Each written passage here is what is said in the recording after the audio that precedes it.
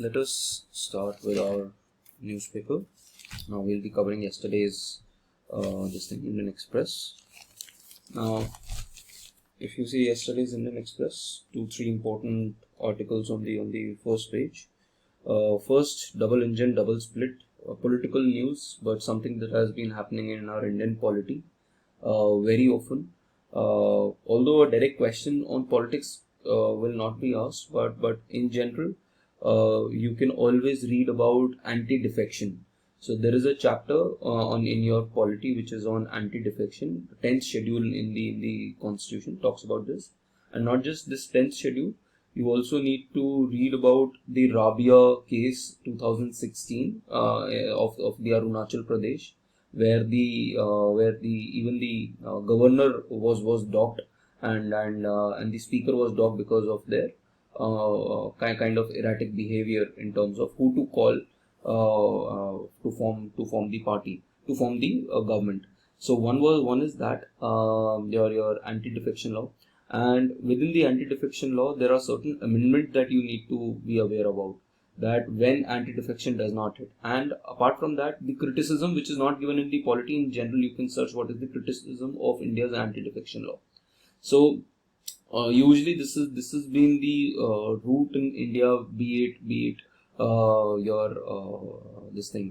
your Maharashtra or Arunachal Pradesh, or in case of your NCP, or in case of your Shiv Sena, that one way to basically finish the opposition is take away some significant portion of MLAs and then try to shift their allegiance towards your party.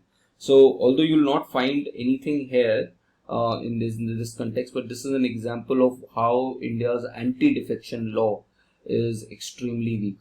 So read that particular chapter of anti-defection from your, maybe in a couple of days you'll get this news in your newspapers as well.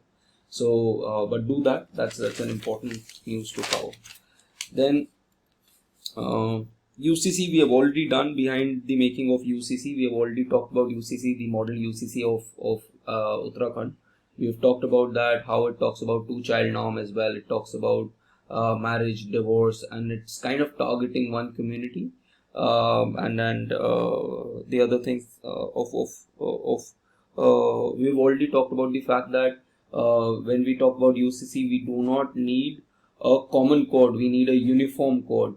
And the state should endeavor. When we say the state should endeavor, it does not mean that that the state should impose on the communities. So critical analysis of that particular view you should be aware about. And we have talked about there's always been mentioning of one case, the Sarla Devi case of 1995.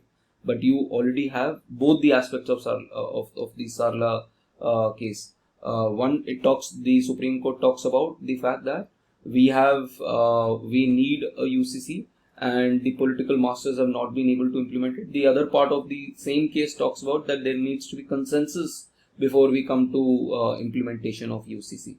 So this is an important topic for this year's mains. You might see in this year's mains, or you might see in next year's prelims as well. So this article we need to study. Then a lot of political news that came yesterday. Yes, so the welcome turnaround. Now this welcome turnaround is on the topic of NPA. I'd explained you the concept of NPA, and in that context, I told you that there are basically three kinds of accounts that are there. One is called SMA1, Special Mention Account 1. The other is called SMA2, and the third is called NPA. Within your non-performing assets, if someone, so what is SMA1?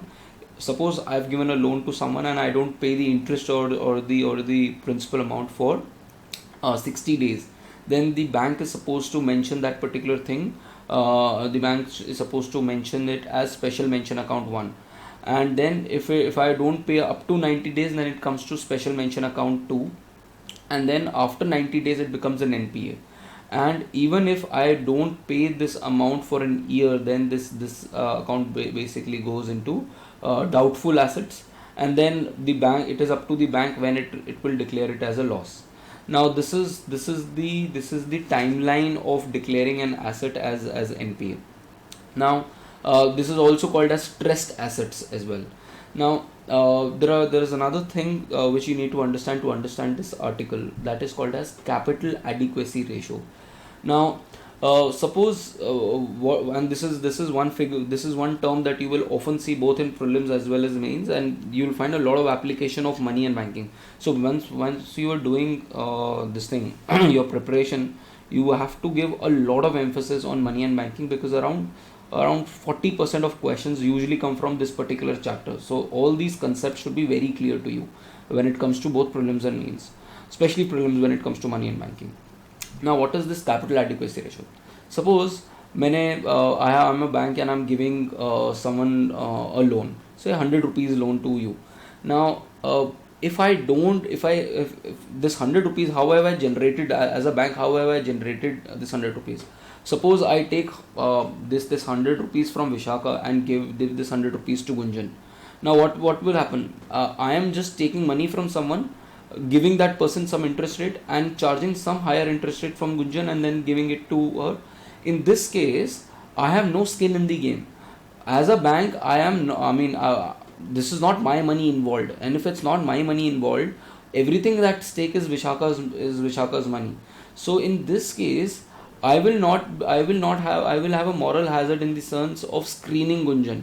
So whether Gunjan is a good borrower or not does not matter to me, because all I care is about this interest spread that I'm getting. मैं विशाखा से 5% दे रहा हूँ और गुंजन से 10% ले रहा हूँ, तो मुझे वो 5% का जो इंटरेस्ट मार्जिन, जिसको हम बोलते हैं इंटरेस्ट मार्जिन या इंटरेस्ट स्प्रेड, मैं उसी में कंसर्न हूँ. I am not concern whether Gunjan is a good borrower और not. Even if Gunjan doesn't pay, then the failure is of Vishakha. मेरा कहीं पर भी स्किन, एज अ बैंक मेरा स्किन इन्वॉल्व नहीं है इस पूरी गेम में. This is a problem when it comes to the banking sector, and that is why we have started something called as these macro prudential norms. Now when you get time, you read about this Basel norms, BASEL, Basel norms, Basel 1, Basel 2, Basel 3. आज के date में Basel 3 norms चल रहे हैं, ठीक है. तो ये Basel norms जो हैं, वो Basel norms इन्हीं चीज़ों के बारे में बात करते हैं, that how does a bank become much more secure bank. तो उसमें एक रेशो आई थी which is called as capital adequacy ratio, और ये रेशो कहती है कि if I am lending someone, जैसे मैंने गुंजन को 100 रुपीज़ दिए, तो उस 100 रुपीज़ में से कुछ पैसे बैंक के खुद के होने चाहिए, so that bank also stands to lose some amount of money if there is some failure in terms of someone the people that it has lended to. तो यहाँ पर macro prudential norms of capital adequacy आता है. And this norm started with something called as 8%, 9%. आज के date में हम 9% capital adequacy बोलते हैं कि 9% कैपिटल एडिक्वेसी रेशो होनी चाहिए, विच मीन्स दैट अगर मैंने 100 रुपये दिए हैं तो 100 रुपये में से 9 रुपये बैंक के खुद के होने चाहिए, ओनर्स कैपिटल होना चाहिए, ठीक है. And that is further divided into tier 1 capital and tier 2 capital. So you can write down a formula which might be needed in future, which is called as capital adequacy ratio. It is tier 1 capital plus tier 2 capital upon risk weighted assets. Now what is this risk weighted assets? अभी भूल जाओ कि ये tier 1 capital क्या और tier 2 capital क्या है. Basically banks के खुद के सोर्सेज हैं, ठीक है. What is this risk weighted assets? Risk weighted assets is कि सपोज मैंने 10 लोगों को लोन दिया, मेरे पास मैंने पास 5 लोग थे जिनको मैंने लोन दिया, एक गवर्नमेंट ऑफ इंडिया को, एक मुकेश अंबानी को, एक विजय माल्या को, और एक से मैंने अपने स्टूडेंट को लोन दिया. अब दी लोन्स, अगर मैंने सबको 100 रुपीज़ दिए, तो all these 500 rupees that I have given are my assets. जो मैं अगर मैं लोन देता हूँ तो वो एसेट होता है, लोन लेता हूँ तो वो लाइबिलिटी होती है. तो लोन दे रहा हूँ मैं एज अ बैंक, तो मेरे एसेट्स हैं क्योंकि ये मुझे इनकम कमा के देंगे. So all of them are not same. Why they are not same? Because सबके साथ रिस्क प्रीमियम अलग अलग है. Every one is not the same borrower. Government of India के साथ 0 रिस्क है, तो I multiply the amount that I have given to every one with the risk premium. तो risk premium with the government is 0, तो 100 into 0. Risk premium with से this thing Mukesh Ambani is only 5%, तो 100 into 5%, which is just 5 rupees का risk. From Vijay Mallya it might be say 70% risk, so 0.7 into 100, तो 70 rupees का वो हो गया. एंड देन समवन एल्स जिसका हो सकता है 50% रिस्क हो। तो आप क्या करोगे, आप हर एसेट के साथ में एक रिस्क लगाते हो कि what is the risk premium with that, और दैट बिकम्स द डिनोमिनेटर। तो of your risk weighted assets how much of capital you need to keep. तो this basically ratio tells you कि whether bank has sufficient capital with itself to withstand any particular untoward incident या any particular loss. So when we talk about the health of the banking, why am I giving you all these terms, is that when we talk about the health of the banking structure, we typically talk about certain numbers. One number that we track is your capital adequacy ratio, कि वो 10-12% से ऊपर है तो अच्छी चीज़ है. The other we see is NPA, कितने लोग आपका पैसा वापस नहीं कर रहे. And the third maybe you can write down and maybe research later is interest coverage ratio. ठीक है, the interest coverage ratio कितना है आपका. Now so with these CRR is something else, Princey. Capital CRR basically होता है कि आपने liquid assets जो है, this is a very important point.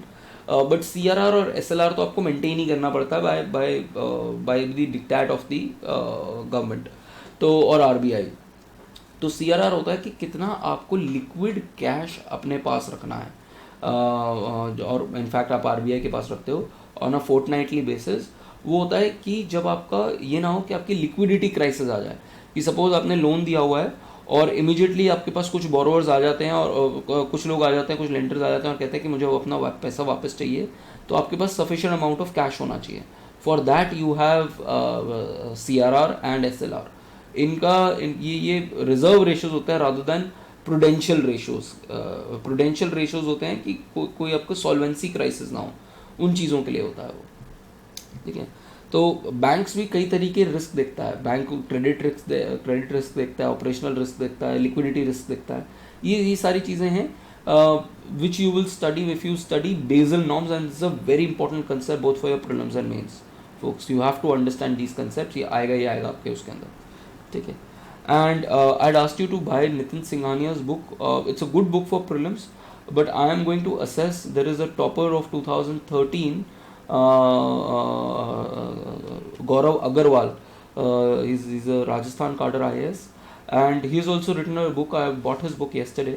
मैं एक बार go through करता हूँ. It seems like a very good book. पहली बार कोई बुक अच्छी लगी कि किसी ने अच्छे से लिखी है, कोई मेंस के पर्सपेक्टिव से किताब. So I'll let you know in a couple of days how that book is. Now, if you see this particular article, it says that the asset quality has shown improvement, and the Reserve Bank has shown that उसका latest financial stability report. अच्छा, financial stability report की आपके पास summary होनी चाहिए. अगर आप RBI का paper दे रहे हो तो स्पेशली आपको पता होना चाहिए, बट साल में 2 बार फाइनेंशियल स्टेबिलिटी रिपोर्ट आती है. देन और वो कह रहा है कि इस साल हमारा जो NPA ग्रॉस NPA है वो 3.9% होगा, और नेक्स्ट ईयर जो होगा वो 3.6% होगा. We have already studied this in last weeks papers. And apart from that इसमें प्राइवेट सेक्टर बैंक का थोड़ा कम होता है, पब्लिक सेक्टर बैंक का थोड़ा ज़्यादा होता है, but all of these things are in control. And even it's severe stress scenario ये ज़्यादा इंक्रीज नहीं हो रहा है. Then the other thing is हमारा this time we are talking about double ये twin balance sheet advantage. Now this is something that I am expecting in mains again, कि ये वाला जो पोर्शन है, ये स्टेटमेंट्स जो हैं, ऐसी स्टेटमेंट्स जो हैं वो पिकअप हो सकती हैं for your mains. Now, what is this twin balance sheet advantage? The twin balance sheet advantage is for the first time in a decade. This time, the balance sheets of the borrowers, जो borrow कर रहे हैं लोग, जो corporate sector है, उनकी balance sheet बहुत strong है, and the balance sheet of banks are also strong. तो इनके balance sheet strong होने की वजह से क्या है कि अब borrowers खूब सारा पैसा borrow कर सकते हैं. And why does someone borrow money? They borrow money to invest, and when they invest, they will produce goods and services. तो आपकी कंट्री का GDP बढ़ेगा. तो बैंक्स के पास एबिलिटी टू लेंड बहुत अच्छा है, कॉर्पोरेट्स के पास टू बोरो मनी काफ़ी अच्छा है, क्योंकि उनका बैलेंस शीट अच्छा, उनका लाइबिलिटीज कम है. तो इसकी वजह से both these things will go together, and they can synergize, they can give synergy to and impetus to Indian corporate sector and Indian investment cycle. और उसकी वजह से इंडिया का ग्रोथ अच्छा स्केल पे हो सकता है. And this is what is being mentioned in this particular article. However, there are areas of concern. एक area of concern Shashikanta Das ने ऑलरेडी बताया हुआ था कि there are new methods of evergreening of loans. Last हमने पिछले मंथ में पढ़ा था इस चीज़ के ऊपर, that banks are finding new ways to evergreening their loans. So what is this evergreening of loans? कि आप वापस एक लोन देने के लिए आप अलग अलग एंटिटीज़ को पैसा दे रहे हो सो दैट वो लोन दे दे. या फिर कई बार क्या होता है, बैंक्स, 2-3 बैंक्स एक साथ मिल जाते हैं, और अगर एक बोरोवर है तो अगर एक बोरोवर को बैंक पैसा नहीं दे अगर एक बोरोवर बैंक को पैसा नहीं दे पा रहा तो बैंक दूसरा एंटिटी को बोल देता है यार तू पैसा दे दे सो दैट ये मुझे इंटरेस्ट पे कर दे और मुझे एनपीए ना दिखाना पड़ जाए. So there are new innovative methods of evergreening of loans. दूसरा, शशिकांत दास in last 2 months has also said that we need to go through the banking methodology, how they are giving so much of loans.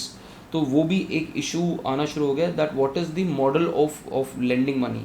So that is another issue. And जो issue यहाँ पर mentioned है that is that unsecured loans जो हैं और outstanding जो loans हैं for a specific time वो काफ़ी हाई है. स्पेशल मेंशन अकाउंट्स मैंने आपको बताया था, स्पेशल मेंशन अकाउंट 60 डेज से अबव वाला जो होता है that is already at 7.4%. So this and unsecured loans जो हैं, share of unsecured retail loans. Unsecured retail loans क्या होते हैं? सिक्योर्ड रिटेल लोन्स होते हैं जो आपके पीछे, जिनके पीछे आपके पास एसेट पड़ा हुआ हो, आप कोई एसेट गिरवी रख के लोन ले रहे हो, that is called as secured. आपके पास बैंक के पास कोई भी सिक्योरिटी नहीं है. फॉर एग्जांपल क्रेडिट कार्ड का जो पैसा होता है वो अनसिक्योर्ड होता है. सो उसके ऊपर जो डिफ़ॉल्ट है वो बढ़ता जा रहा है, उसका परसेंटेज जो है वो बढ़ता जा रहा है. So these are issues that are there that needs to be resolved. Then the next article is bigger bricks. Now what is this bigger bricks? पहली बात तो आपके पास ब्रिक्स के बारे में certain specifics आपको पता होने चाहिए. What is why, और ये टिपिकल है, आंसर शुरू कर रहे हो तो ब्रिक्स के बारे में पता होना चाहिए कि ब्रिक्स का कितना शेयर है उसके अंदर, क्या कहते हैं, जीडीपी, वर्ल्ड जीडीपी के अंदर, वर्ल्ड पॉपुलेशन के अंदर, तो वर्ल्ड के एरिया के ऊपर. These are typical statistics that you need to know, but statistics से ज़्यादा उसका एसेंस भी इम्पोर्टेंट है. And while I was seeing this, मेरे दिमाग में एकदम से आया कि इशिता किशोर के विजन के आंसर्स शीट्स जो है मार्केट में आ गए. I was just yesterday flipping through that, and please try to see how she has written her answers. Not just the fact that her handwriting is extremely beautiful, even fast handwriting is beautiful, but the presentation that she has done in most of the answers. तो ऐसा नहीं है कि उसके mains के answers अलग होते होंगे, उसके विजन के आंसर्स अच्छे हैं तो दैट मीन मेंस के आंसर्स भी वैसे ही होंगे. बिल्कुल 3 महीने पहले विजन के आंसर्स लिखे हैं तो you can may be buy those, और ऑनलाइन आपको मिल जाएगा. तो you can see that how she is written those answers. That should give you a hint into how well you should be prepared for your mains. Now and मैंने कुछ उसका BRICS का ही कुछ आंसर देख रहा था, तो how she is presented that answer was really good. Now coming to your BRICS, so when we talk about BRICS, so representation of 40% of world's population, 23% of GDP, and now because of the Russia-Ukraine war, why is BRICS increasing? Everyone is interested in BRICS, especially the global South countries are interested in BRICS because of the fact that it represents multipolarity. कि अलग अलग countries इसके अंदर अलग अलग distinct countries हैं और ये ग्लोबल साउथ को रिप्रेजेंट कर रहा है. And how the world has panned out after the Ukraine crisis, all these small countries needs this some kind of security to reach out. और उसके लिए a lot of 20 countries have applied for it, और उसमें 5 countries का ज़्यादा वो है. And you need to learn these countries folks, क्योंकि अब ये जहाँ जहाँ एक्सपेंशन हो रहा है वहाँ आपको वो याद करना पड़ेगा. तो इसमें सऊदी अरेबिया है, यूएई है from the Arab world, Indonesia and Argentina and Egypt. तो these 5 countries might get this membership this time. ठीक है, बाकी सारे जो मेंबर्स हैं ब्रिक्स के ये भी आपको पता होने चाहिए. देन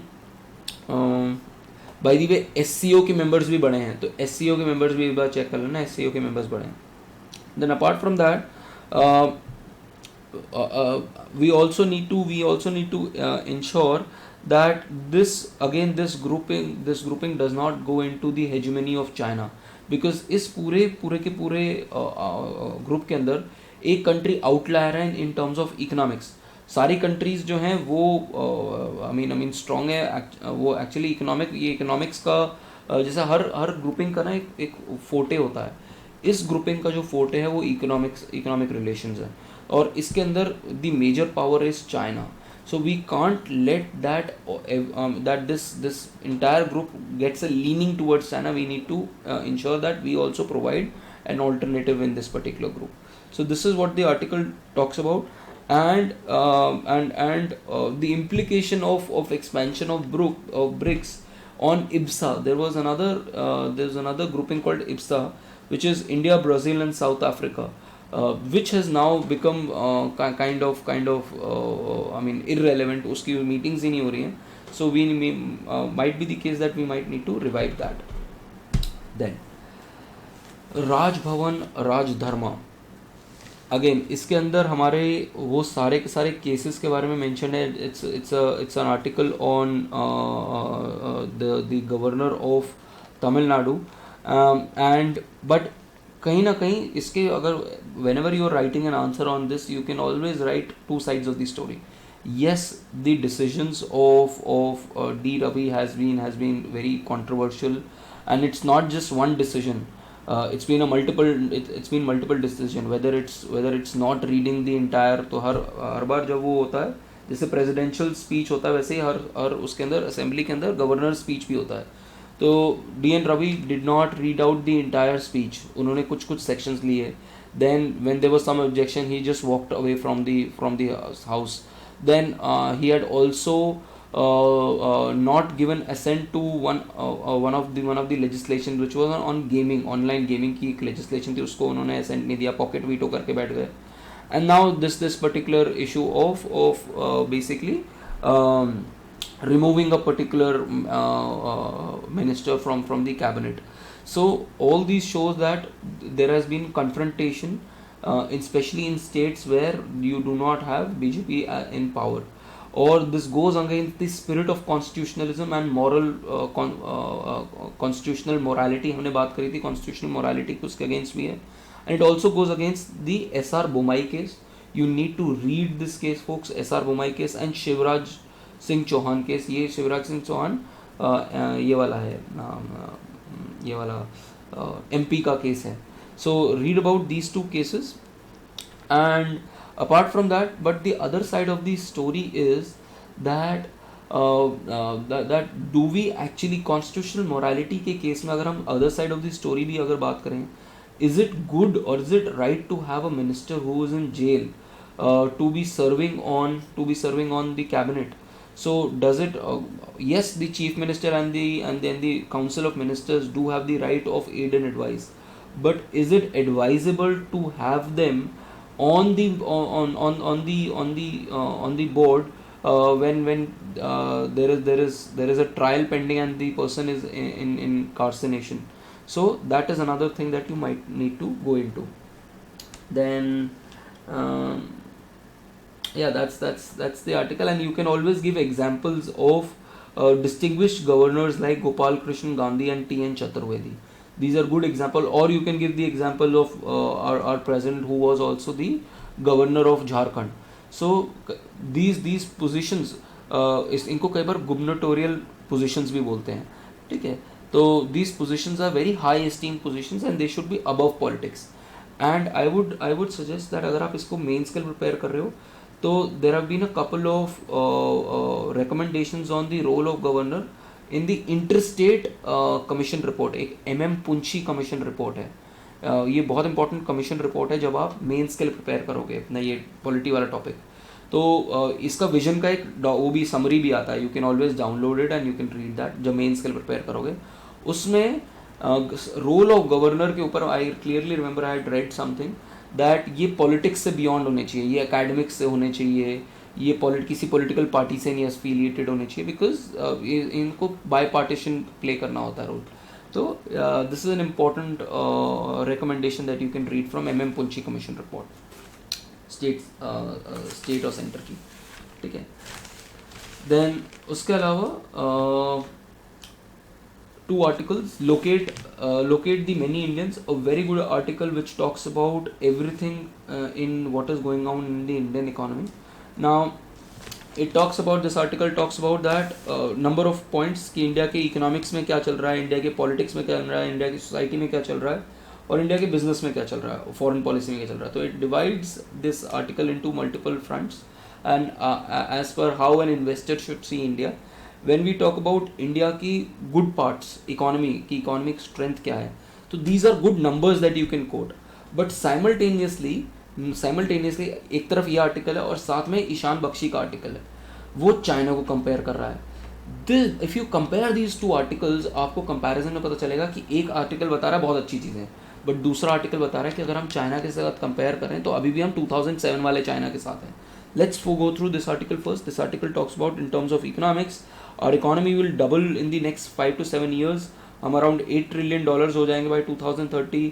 हमारा स्टेट लेड कंस्ट्रक्शन होगा, हमारा ई कॉमर्स, हमारा public digital infrastructure, green energy, consumption, all of this will increase.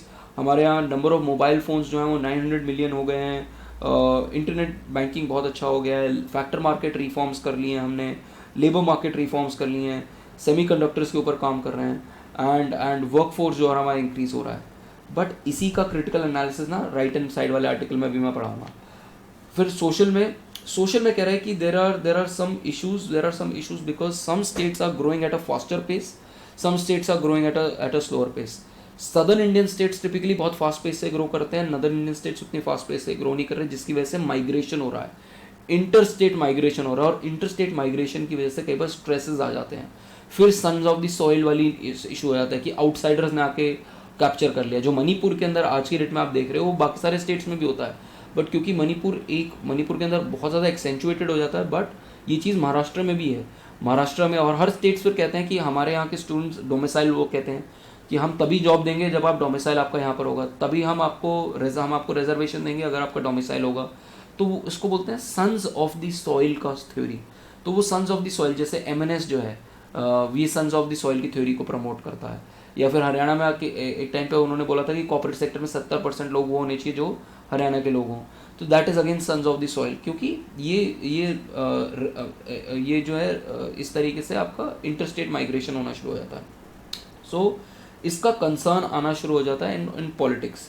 और फिर पॉलिटिक्स के अंदर व्हाट वी सी इज़ काफ़ी फ्रैक्चर्ड आपका ऑपोजिशन है, ओवर सेंट्रलाइजेशन है, जो हम देख भी पा रहे हैं कि ओवर सेंट्रलाइजेशन हो रहा है. But at the same point of time we now know that there are leaders at the state level जो अपना, जिनका नेशनल लेवल का एम्बिशन ही नहीं है, बट अपना स्टेट लेवल नहीं छोड़ेंगे. फॉर एग्जांपल BJD, वो अपना स्टेट लेवल, वो अपना गवर्नेंस ठीक करेगा. ममता बनर्जी अपना गवर्नेंस ठीक करेगी. आम आदमी पार्टी अपना गवर्नेंस ठीक करेगा. स्टैलिन अपना गवर्नेंस ठीक करेगा. तो you have these state level federal sub federal leaders who will try to control their own space, and they will compete with the center in terms of the welfare measures. So that is a good thing as well, but the other thing is the over centralization that we are seeing. Foreign policy में वो बहुत important statement, remember that statement that I had talked about, that in foreign policy there are no eternal allies, no perpetual enemies, only eternal and perpetual interest. This statement उस time पे mention नहीं था. This statement was given by Lord Palmerston, who was the foreign minister of UK in the 19th century. You can note it down. And अगर आपका PSIR optional है या फिर आप GS पेपर 2 लिख रहे हो, और अगर आपके पास अपॉर्चुनिटी मिल जाता है किसी भी इसका आंसर को स्टार्ट ऐसे कर सकते हो, या मिड में डाल सकते हो, या एंड में डाल सकते हो. ठीक है, आपको अपने आप ही 2 नंबर ज़्यादा मिल जाएंगे बाय राइटिंग इस स्टेटमेंट को, और उसको कोट्स में डाल के उसके बाद लिख दो कि ये इसने लिखा हुआ है. And it is applicable in the 21st century in India. So you have what you call as, at times you have something called as frenemies. Frenemies मतलब friends and enemies दोनों हो सकते हैं. And we are talking about a world of multi-alignment, multipolarity. So this is what our this thing is. Then और ये बड़ा अच्छा तरीके से बता रहा है कि हम US के साथ स्ट्रेटेजिक रिलेशनशिप में हैं, हम रशिया से ऑयल ख़रीदते हैं, सऊदी अरेबिया के साथ हम इंपोर्ट करते हैं ऑयल, और चाइना के साथ डिस्पाइट एवरीथिंग चाइना के साथ तब भी हमारा सबसे ज़्यादा ट्रेड है. दिस शोज़ कि हमारा रिलेशनशिप देखो कितना ज़्यादा फ्रेड है, कि मतलब हम अपना स्ट्रेटेजिक पार्टनर्स में, या 2 लोग जो आपस में बिल्कुल बात नहीं करते, या 3 लोग जो आपस में बिल्कुल बात नहीं करते, हम तीनों के साथ अलग अलग तरीके से हमारा रिलेशन है. चाइना के साथ सबसे ज़्यादा ट्रेड है, रशिया के साथ ऑयल खरीद रहे हैं और डिफेंस वाला है, और स्ट्रेटेजिक रिलेशनशिप सबसे स्ट्रॉन्ग जो है हमारा यूएस के साथ है. This shows the kind of multipolar relationship that we have with the world. And then business के बारे में उसने बात करा हुआ है, और बहुत अच्छा स्टेटमेंट बिजनेस के ऊपर, something that you can note in your quotations as well. Society के अंदर नोट कर सकते हो उसको, इकोनॉमिक्स के अंदर कोट कर सकते हो, एसे के अंदर कर सकते हो, एथिक्स के अंदर कर सकते हो. बहुत ही अच्छी, मैंने पहले भी सुनी हुई थी. May be I will also write this. John Robinson is a well known economist, and it said that whatever you can rightly say about India, the opposite is also true. तो जो भी आप इंडिया के बारे में बोलोगे बिल्कुल opposite भी ट्रू होगा. अगर आप कह रहे हो इंडिया में पोटेंशियल है, बहुत बहुत अच्छे लोग हैं, इंडिया में बहुत ख़राब लोग भी हैं. ठीक है, इंडिया में बहुत प्रॉस्परस लोग हैं, बट इंडिया के अंदर बहुत पुअर लोग भी हैं. तो जहाँ भी आप यूज़ कर सकते हो इसका एप्लीकेशन, सोसाइटी के अंदर इसका एप्लीकेशन, हर जगह इसका एप्लीकेशन हो सकता है. And you can coat John Robinson and do this. तो इंडिया के अंदर everything is there, and this is what this particular section is talking about. Successful people, non-successful people. Then उसके बाद no leapfrogging in sight. This article talks about कि how are we in comparison to China when it compares to 2007. तो India का GDP बिल्कुल उतना ही almost जो China का GDP 2007 के अंदर था. But between 2007 and now China जो है, और between specially between 2003 and 2011 China का जो जीडीपी जो उनका इन्वेस्टमेंट रेट था वो 40% था, और इंडिया का जो रेट था 2003-2011 के बीच में 33% था. और उसके बाद चाइना का जो इन्वेस्टमेंट रेट है वो 43% हो गया है, इंडिया का इन्वेस्टमेंट रेट कम हो गया. And I had already explained you कि अगर आपको जीडीपी ग्रोथ चाहिए होता है तो पहले आप क्या करते हो, पहले आप इन्वेस्टमेंट करते हो, और इन्वेस्टमेंट से जीडीपी ग्रोथ आता है. तो जीसीएफ बोलते हैं इसको, gross capital formation. Gross capital formation जो होना चाहिए वो आपका हाई होना चाहिए, और जितना हाई आपका ग्रॉस कैपिटल फॉर्मेशन होगा उतना आपका ग्रोथ होगा. इंडिया के केस में ग्रॉस कैपिटल फॉर्मेशन जो है वो गिर गया है पिछले कुछ सालों में. We had this twin balance sheet problem, and हमारा जो ये है ये 29% हो गया, where in China it increase. When it comes to exports, India का exports of goods and services आपको पता होना चाहिए. This is a number that you need to note. And कई बार ऐसे क्वेश्चंस आ जाते हैं प्रीलिम्स के अंदर, जैसे इस साल एक क्वेश्चन आया था प्रीलिम्स के अंदर कि इंडिया का एक्सपोर्ट कितना परसेंट है उसके जीडीपी का. ठीक है, और ऐसा फैक्चुअल चीज़ पूछ ली थी. तो सिमिलरली ये कुछ बेंचमार्क्स हैं जो आपको पता होने चाहिए. When we will talk about prelims तो मैं आपको ये सारे बेंचमार्क्स क्लियर कर दूंगा. इंडिया का जो एक्सपोर्ट्स जो है, exports of goods and services है, वो अराउंड $770 बिलियन है. इनमें से गुड्स का जो एक्सपोर्ट्स है अराउंड $400 बिलियन है, सर्विसेज का जो एक्सपोर्ट्स है $370 बिलियन है. यहाँ मेंशन नहीं है, I am just telling it you this. Similarly imports जो है अराउंड $900 बिलियन का है, तो दैट मीन्स हमारा ट्रेड डेफिसिट होता है. वेराज इन 2007 चाइना के केस में $1.2 ट्रिलियन था, और चाइना के केस में उनका जो ट्रेड था वो पॉजिटिव था, डेफिसिट नहीं था. नेक्स्ट चीज़, चाइना ने पिछले कुछ सालों में अपना जो टैरिफ्स है उनको एवरेज टैरिफ रेट बताया उसको कम किया है. इंडिया ने अपना टैरिफ इंक्रीज कर दिया है. तो चाइना ने अपना टैरिफ कम करके अपने आप को वर्ल्ड ट्रेड के साथ इंटीग्रेट कर दिया, जिसको हम बोलते हैं ग्लोबल वैल्यू चेन्स. ये इंपॉर्टेंट टर्म है, ग्लोबल वैल्यू चेन्स. चाइना ने अपने आप का टैरिफ रेट कम करके हर तरफ के ट्रेड के साथ अपने आप को इनकॉर्पोरेट कर लिया, और it became the part of global value chains, whether it's semiconductors or whether it's AI, whether it talk about electronics, electricals, हर जगह पे चाइना अपने आप को वर्ल्ड ट्रेड में एम्बेड कर लिया चाइना ने, specially after it's induction into WTO. तो चाइना WTO में 2003-2005 के राउंड आया है, तो उसके बाद उसने अपने आप को वर्ल्ड ट्रेड में अच्छे से इंडक्ट कर लिया. वेराज इंडिया ने पिछले कुछ सालों में तो इनफैक्ट अपना टैरिफ रेट्स इंक्रीज किया है.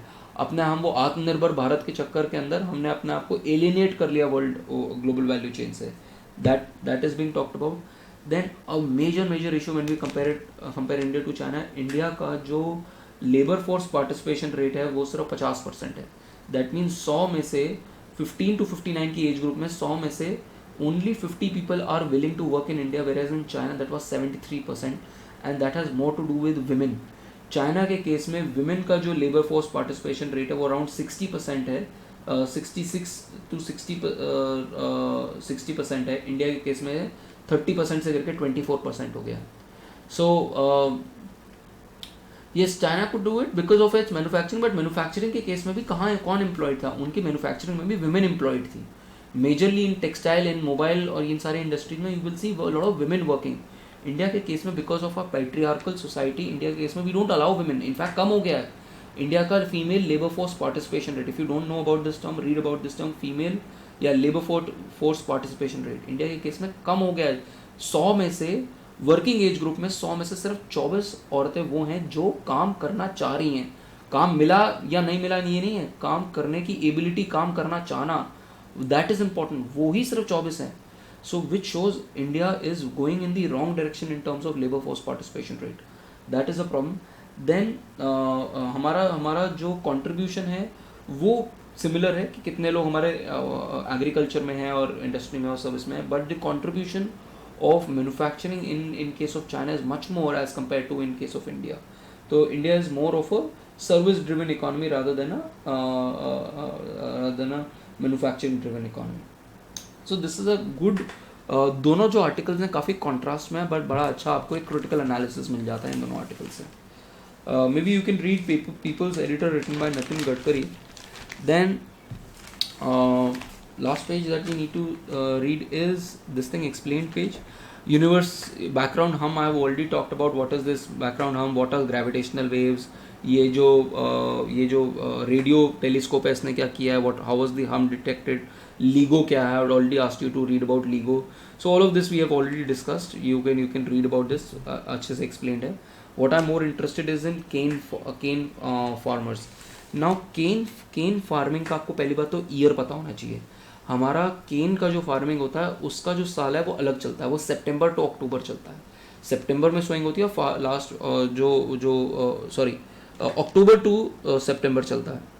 अक्टूबर में सोइंग होती है और उसके बाद जाके क्या कहते हैं, जो शुगर ईयर जो बेसिकली बोला जाता है, शुगर ईयर जो है वो अक्टूबर टू सितंबर चलता है.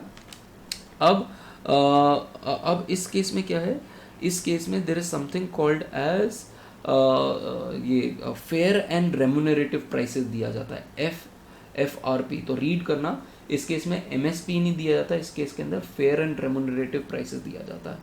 ठीक है. और इस केस में क्या होता है कि फेयर एंड रेम्यूनरेटिव प्राइसेस जो है ये जो आपके केन जो डेवलपर्स होते हैं, जो बेसिकली शुगर केन से जो शुगर बनाते हैं उनको दिया जाता है, और फिर उनको बोला जाता है कि आप पैसे जो हैं वो आप फार्मर्स को पे करोगे. ठीक है. तो what this article says is कि पिछले कुछ सालों में जो FRP, और ये सेंटर एक FRP अनाउंस करता है, उसके ओवर एंड अबव फिर स्टेट भी अनाउंस कर सकता है. सो सपोज सेंटर ने 300 रुपये दिया क्विंटल का, स्टेट कहता है मैं 50 रुपये और दूंगा, 350 रुपये दूंगा पर क्विंटल. तो what this basically says is कि जो फेयर एंड रेम्यूनरेटिव प्राइसेस है उसके ऊपर स्टेट एडवाइस प्राइसेस हो जाता है. ठीक है. फेयर एंड रेम्यूनरेटिव प्राइसेस के ऊपर आ जाता है स्टेट एडवाइस प्राइसेस. तो व्हाट हैज़ हैपेंड इज कि पिछले कुछ सालों में यूपी के अंदर बहुत ही मेजर पॉलिटिक्स होती है इसकी. जब आप यूपी में IAS बनोगे तो यू विल सी कि इनका लॉबी जो है बहुत ही ज़्यादा स्ट्रॉन्ग है, बहुत ज़्यादा स्ट्रॉन्ग लॉबी है when it comes to sugar cane, और इवन महाराष्ट्र के अंदर बहुत बड़ा स्ट्रॉन्ग लॉबी है. ये क्या कहते हैं, क्रेन ग्रोअर्स का एंड क्रेन क्रशर्स का.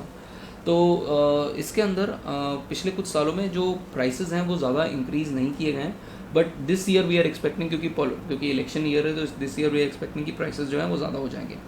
ना व्हाट दिस आर्टिकल के अंदर इंपॉर्टेंट क्या है कि कितना हमारा प्रोडक्शन हो रहा है. तो ये जो आपका बैलेंस शीट है तो आपको ये पता होना चाहिए कि what is this gross production. Gross production is basically production minus diversion to ethanol.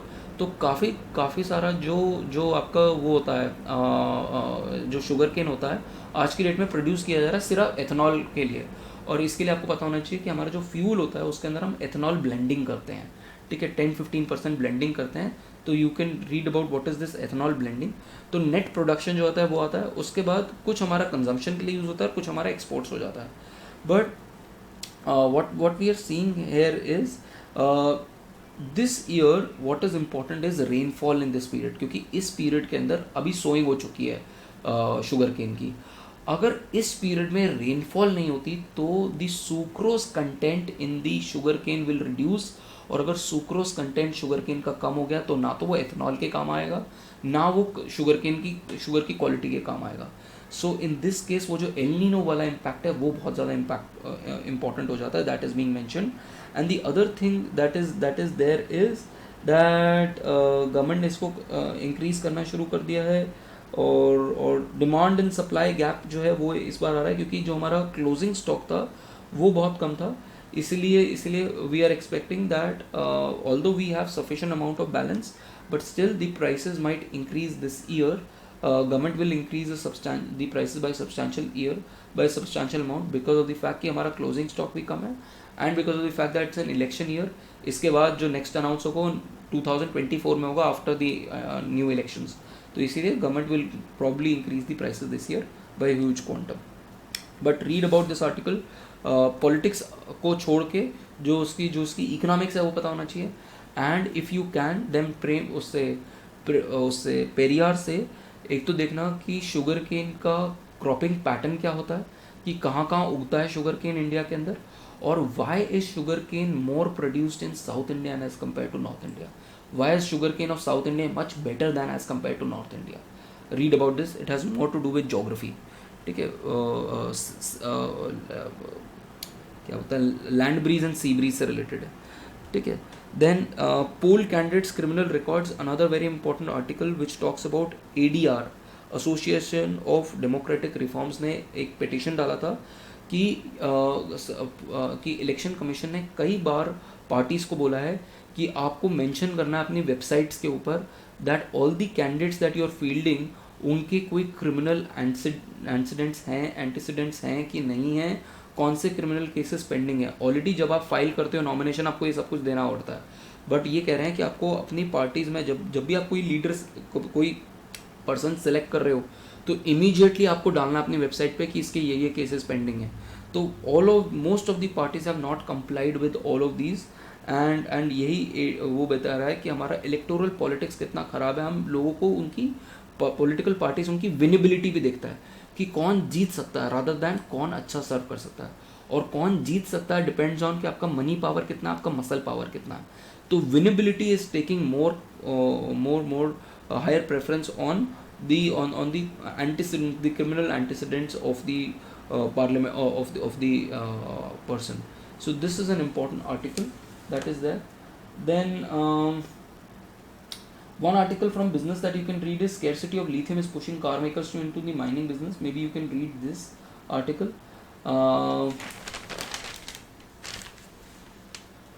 Economics में ज़्यादा कुछ important नहीं है. Maybe Chinese firms no go for 5G orders. That's maybe one thing that you can read. That's about it, folks. That's about it. So we'll meet tomorrow, folks. We'll meet tomorrow. Unfortunately I couldn't read the Hindu of yesterday. I'll probably give it a read today, and if I find an article I'll let you know. Okay. So we'll meet tomorrow, folks, at 5 a.m. Maybe we can start exactly on time, folks, from tomorrow onwards, because this is also the time when my son is about to wake, so I don't want him to interrupt the class. So maybe we can start right at 5, maybe at 5. Okay. I'll explain that in tomorrow's class, Bhavesh. Okay. So we'll start exactly on time, folks, so that we can wind up at 6 by tomorrow. Okay. Ciao. Okay, folks. Have a great morning. Bye.